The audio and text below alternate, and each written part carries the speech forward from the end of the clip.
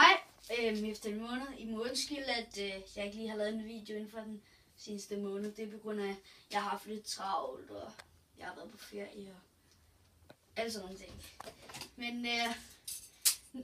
den her video handler om 5 gode livsråd. Og det første er, du skal ikke tage en skruetrækker og stikke den ind i en stikkontakt. Perfekt livsråd. Thumbs up for den. Thumbs up. For det får man altså rimelig meget stød af. Selvom jeg ikke har prøvet det, men jeg kender nogen, der har prøvet det. Nummer 2. Du skal ikke tage en kniv.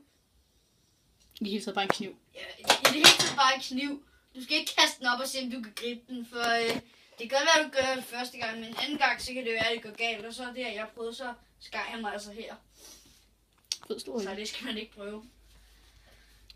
Det synes som om, vi er sponsoreret af Nike i dag. Jeg ved ikke, om du vil få copyright for det der. Hold dig lige der resten af dagen. Okay. Ja. 3. gode livsråd. Du skal ikke lege med en sav, hvis ikke du kan finde ud af at bruge en.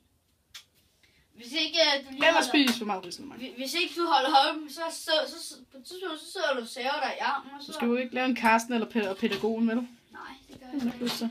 På et tidspunkt, så saver du dig i armen. Det prøvede jeg, da jeg var lille, for en af mine venner, vi stod og sad, vi skulle sætte noget brændt over, så havde vi kommet til at køre den ind over vores arm. Vi stod bare og sad, og så for satan, det gjorde det lidt.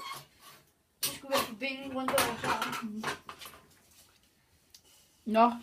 5. gode livsråd. Lad være med at spise for meget.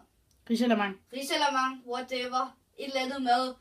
Juleaften til sin fødselsdag. Du brækker dig. Du bliver fed. Du bliver fed, og du brækker dig. Så i fald jeg er større fyre derude. Du bliver lige så fed som min kameramand.